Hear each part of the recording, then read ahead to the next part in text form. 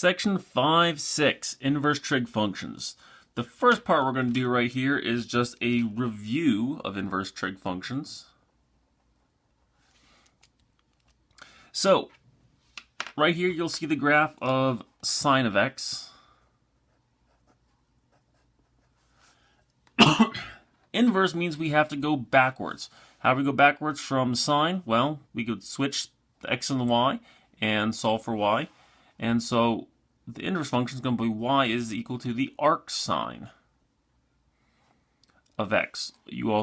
But you probably know it as the inverse sine of x. And to graph this, we know that we normally just have to draw the line y equals x and flip it. So doing that is going to get me the following.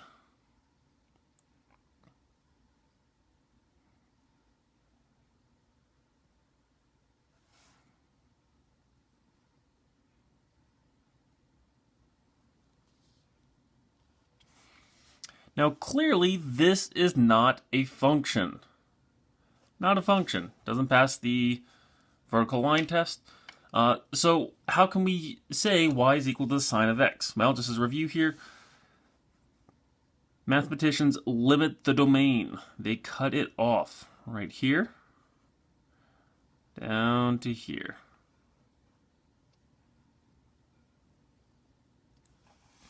They cut it off so that the graph of the inverse sine of x is just this.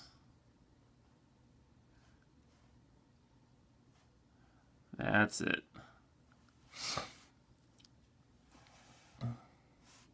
So instead of the, now the range on the original function would be from -1 to 1. The range up here is -1 to 1.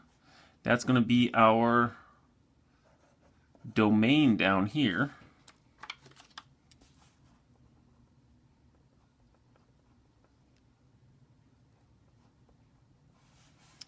So -1 to 1 is the domain.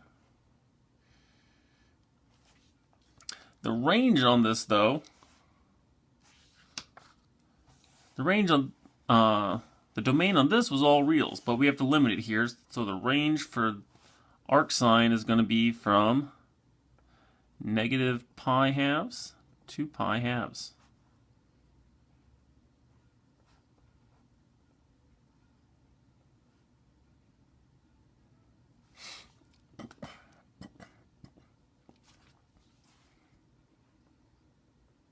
π12, -π12. And so this is, right here is arc sine of x. They do the exact same, we do the exact same, well, not the exact same thing, but similar with cosine of x, only with, if we're doing cosine of x, or the arc cosine of x, they limit that slightly differently, and that it goes like this.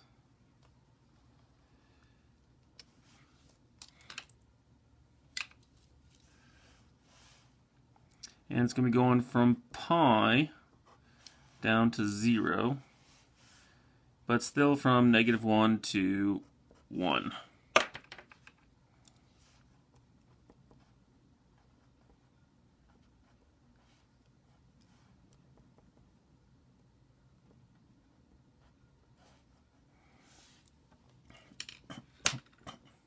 And when we go about limiting tangent, if you remember, the graph goes like this over and over and over again.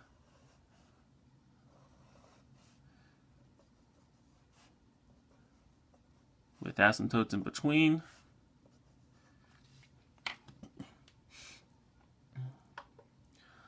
Arctangent does this.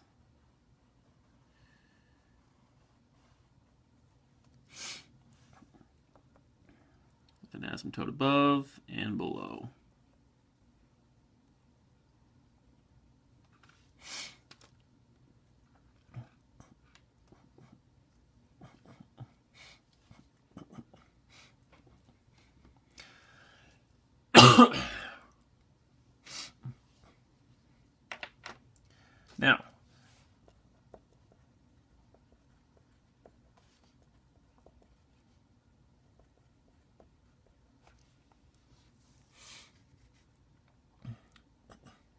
Now, that's what they look like.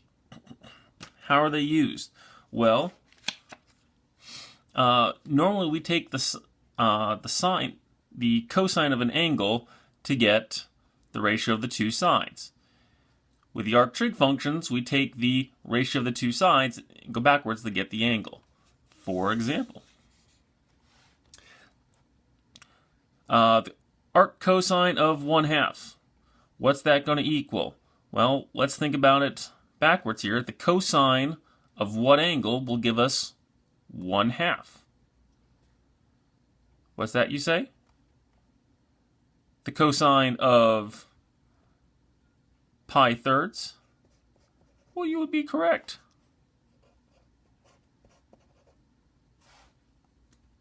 The cosine of pi thirds would give us 1/2. So the arc cosine of 1/2 gives us pi thirds. What's the arc sine of 1? Well, because the sine of pi halves is equal to 1, we know the arc sine of 1 is equal to pi halves. What about the arctangent of -1? Well, it would be negative, pi fourths, because the tangent of negative pi fourths is equal to -1. The arc sine of 3 does not exist because there's no sine value for which, there's no angle for which the sine of it is greater than 1. The sine of, the sine of pi halves is equal to 1, but that's as big as it gets.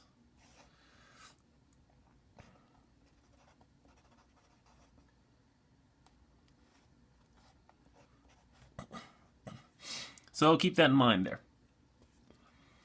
Now,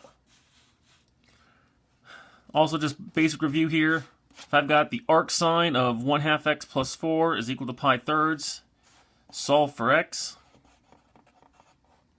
No problem. How do I undo an arc sine? Just take the sine of both sides.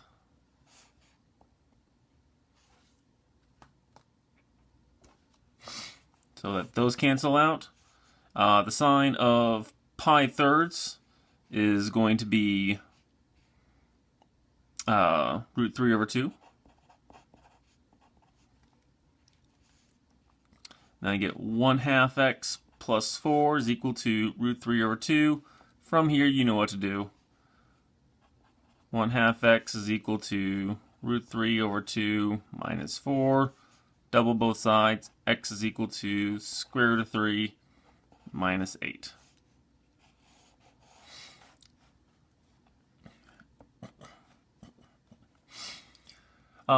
Slightly differently though, something you may not know about here. If y is equal to the arctangent of square root of 3/4, what if we said, okay, find the sine of y? Well, it's maybe thinking, oh, how can I do that? Well, this actually isn't as tough as you may think. What we're going to do here is actually draw triangles. You remember, trigonometry is just the study of triangles. Tri, 3, gon, side, metry, measure. We're measuring 3 sides here. Now, arctangent is the ratio of opposite over hypotenuse. Inverse trig functions give me the angle. So the angle here is going to be y. The opposite over the, not hypotenuse, adjacent. Opposite over adjacent. Don't tell Mr. Hankey. Opposite over adjacent. Square root of 3. And this side would be 4. This is the opposite. This is the adjacent. Well, what's that side right there? That's okay, I can do that, because I know how to do Pythagorean theorem. So a squared, 3 plus b squared, 16 is equal to c squared. So that's going to give me 3, now work it out for you here.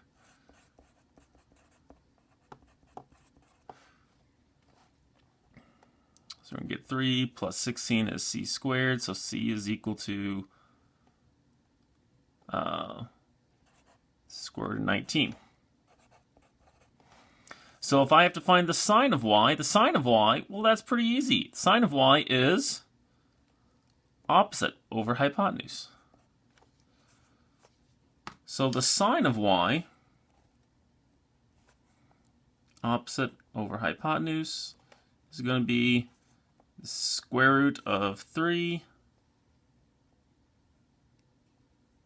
over the square root of 19. We're not going to simplify this. We don't care if there's a square root on the bottom. Opposite over hypotenuse. No problem, right? Keeping that in mind here, we can even do this if there's letters involved. So y is equal to the arc cosine of x over 2. Find the tangent of y. What am I going to do? I'm going to draw a triangle. I can work this backwards here and say, well, the cosine of y is equal to x over 2. So y is my angle. Adjacent over hypotenuse. The adjacent side is going to be x. The hypotenuse is going to be 2. What's my opposite side? Well, let's do some Pythagorean theorem here. A squared plus b squared is equal to c squared. So b squared is equal to 4 minus x squared. So this is going to be 4 minus x squared. Square root of 4 minus x squared. There we go. So now I can really find anything I want to. The tangent of y? No problem. That's opposite over adjacent.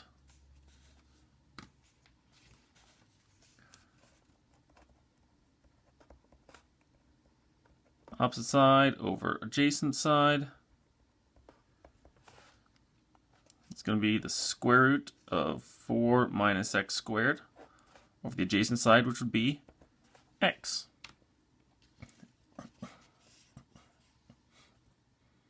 I can even do something something that looks a little bit more impressive. I could say, what is the cosecant? What is the cosecant of the arc cosine of x over 2? Set it up the exact same way here. Cosecant is just sine flipped. It's 1 over sine.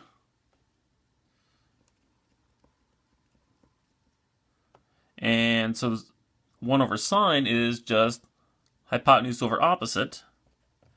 So this is just going to be hypotenuse over opposite. The hypotenuse is 2. The opposite is square root of 4 minus x squared. So we're going to get 2 over the square root of 4 minus x squared. So those are the cool things you can do with triangles. We're going to be dealing with that in the next video here, where we talk about how to derive these inverse trig functions. But for right now, this is just a short review over inverse trig functions. Thanks for watching.